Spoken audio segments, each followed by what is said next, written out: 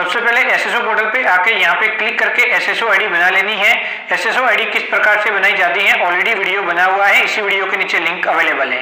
अगर पहले से एसएसओ आईडी बनी हुई तो नई नहीं बनानी है, उसी एसएसओ आईडी के माध्यम से लॉगिन हो जाना है। लॉगिन हो जाने के बाद यहाँ पे आपको रिक्रूटमेंट लिखना है REC। तो इस प्रकार से एक पोर्टल दिखाई देगा, यहाँ पे क्लिक करना है। उसके बाद यहाँ पे क्लिक करके वन टाइम रजिस्ट्रेशन करना है। OTR कंप्लीट हो जाने के बाद आपको जस्ट यहाँ पे आना है, ड्राइवर वाला ऑप्शन मिलेगा अप्लाई, फिर ड्राइवर वाले ऑप्शन पे क्लिक करना है। उसके बाद OTR से यहाँ पे जानकारी आ जाएगी, आप जस्ट प्रोसेस पे क्लिक करेंगे। उसके बाद आपका नाम, जेंडर, यहाँ पे पिताजी का नाम, माताजी का नाम यहाँ पे आपको लिख लेना है। आपकी जन्म दिनांक भी OTR से आ जाएगी, तो यहाँ पे माताजी का नाम, यहाँ पे जन्म दिनांक आ जाएगी, यहाँ पे आयु आ जाएगी। आपको अपनी श्रेणी ले लेनी है। उसके बाद अगर आप विशेष योग्यजन है तो उसकी कैटेगरी लेनी है, अगर विशेष योग्यजन नहीं है तो नॉट एप्लीकेबल ले लेना है। अगर श्रेणी है तो लेके उसकी उप श्रेणी आपको यहाँ पे लिख लेनी है। उसके बाद आपको यहाँ पे दोस्तों देख सकते हैं धर्म लेना है। उसके बाद अगर आप मैरिड है तो मैरिड, अनमैरिड है तो अनमैरिड लेना है। अगर आप मैरिड लेते हैं तो यहाँ पे आगे जीवन साथी का नाम और 2002 से पहले बच्चों की संख्या आपको लिखनी होगी। तो यहाँ पे जीवन साथी का नाम 2002 से पहले, 2002 के पहले कितने बच्चे थे और 2002 के बाद आपके कितने बच्चे, वो यहाँ पे लिख लेना है। उसके बाद यहाँ पे मोबाइल फोन नंबर, यहाँ पे एक व्हाट्सएप नंबर आपको देने हैं। उसके बाद ईमेल आईडी आपको देनी है और उसके बाद आप आगे बढ़ेंगे। यहाँ पे ईमेल आईडी, यहाँ पे जन आधार कार्ड वगैरह ऑटोमेटिक आ जाएंगे। यहाँ पे जन आधार कार्ड नहीं आता तो आप लिख लेंगे। उसके बाद अगर आप अनुसूचित क्षेत्र से बिलोंग करते हैं तो यस करना है, अगर नहीं करते तो नो करना है। उसके बाद आपका एड्रेस लिख लेना है, कम्युनिकेशन का जो भी आपका एड्रेस है। यहाँ पे 3 पंक्ति है, फिर आपका राज्य, फिर आपका जिला, फिर आपका गांव, पिन कोड सहित यहाँ पे एड्रेस लिख लेना है। एड्रेस कंप्लीट होने के बाद यहाँ पे नेक्स्ट पे क्लिक करना है, फिर यस पे क्लिक करना है। अगले वाले भाग के अंदर सबसे पहले आपको अपना गृह जिला लेना है। यहाँ पे आपका राज्य आ जाएगा, आपको अपना गृह जिला ले लेना है। गृह जिला लेने के बाद अगर आप विस्थापित हैं, किसी अन्य देश से आके भारत में रहने लगे तो यस लेके उस देश का नाम लिखेंगे, अगर नहीं है तो नो लेना है। उसके बाद आपके पास लाइसेंस होना चाहिए, ड्राइवर की भर्ती है तो लाइसेंस जरूरी है। तो लाइसेंस किस प्रकार का, हैवी है या फिर लाइट लाइसेंस है, आपके पास किस प्रकार का लाइसेंस है वह यहाँ पे ले लेना है। लाइसेंस का प्रकार लेने के बाद लाइसेंस नंबर आपको लिखने होंगे यहाँ पे। उसके बाद लाइसेंस जो कौन सी दिनांक तक वैलिड है और दिनांक यहाँ पे आपको लिख लेनी है, लाइसेंस की वैधता, तो वो आप जस्ट यहाँ पे लिखेंगे। वह लिखने के बाद आपको विशेष श्रेणी लेनी होगी, तो अगर आप भूतपूर्व सैनिक है तो यस वरना फिर नो लेंगे, यहाँ तो यस वरना फिर नो लेना है। इसी प्रकार से दोस्तों ये सभी विशेष श्रेणी आपको एक एक करके ले लेनी है, यहाँ तो यस वरना फिर नो लेना है। इस बात का आपको विशेष करके ध्यान रखना है।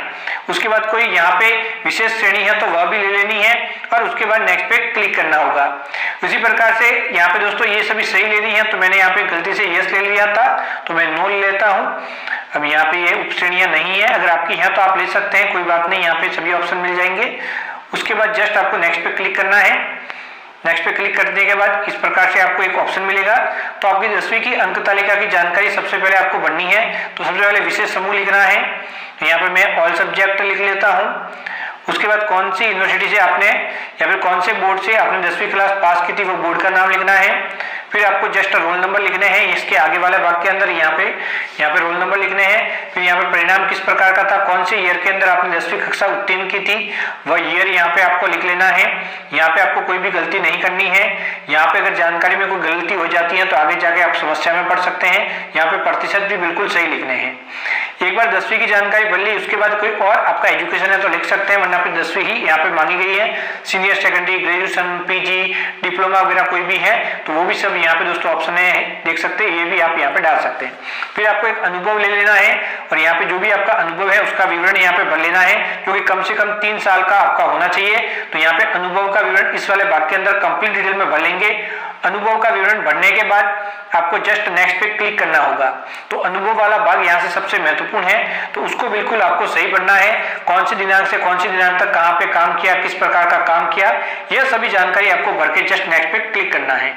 तो अब मैं यहाँ पे एजुकेशन व यहाँ पे भर चुका हूँ, नेक्स्ट पे क्लिक करूंगा। अब यहाँ पे एक पासपोर्ट साइज फोटो 50 से 100 KB साइज के अंदर आपको अपलोड कर लेना है, जो कि लेटेस्ट होना चाहिए।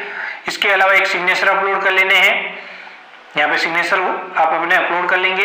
उसके बाद शरीर पे कोई बॉडी मार्क है तो वह यहाँ पे लिख लेना है। बॉडी मार्क लिखने के बाद जस्ट नेक्स्ट पे आपको क्लिक करना होगा। यहाँ पे बॉडी मार्क आपको जरूर लिखना है जो कि क्लियर दिखाई दे रहा हो। उसके बाद नेक्स्ट पे क्लिक करेंगे। नेक्स्ट पे क्लिक करने के बाद अगले वाले भाग के अंदर आपको यहाँ पे जॉब प्रेफरेंस दे देनी है, दोनों ही यहाँ पे दोस्तों देख सकते हैं राजस्थान पब्लिक सर्विस कमीशन है और ये दूसरा जहाँ पे ये ड्राइवर की पोस्ट है, तो प्रेफरेंस यहाँ पे दे देनी है। पहले जिसको देना चाहते हैं वो पहले, सेकंड देना चाहते हैं उसको सेकंड पे नेक्स्ट पे क्लिक करेंगे।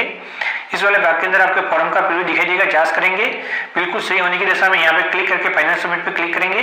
आपके यहाँ पे फिर क्लिक करना है, फाइनल सबमिट पे क्लिक करने के बाद फिर यहाँ पे फिर एक ओटीपी नंबर भेजे जाएंगे, उस ओटीपी नंबर को दर्ज करना है और फिर यहाँ पे क्लिक करना है, आवेदन सबमिट हो जाएगा।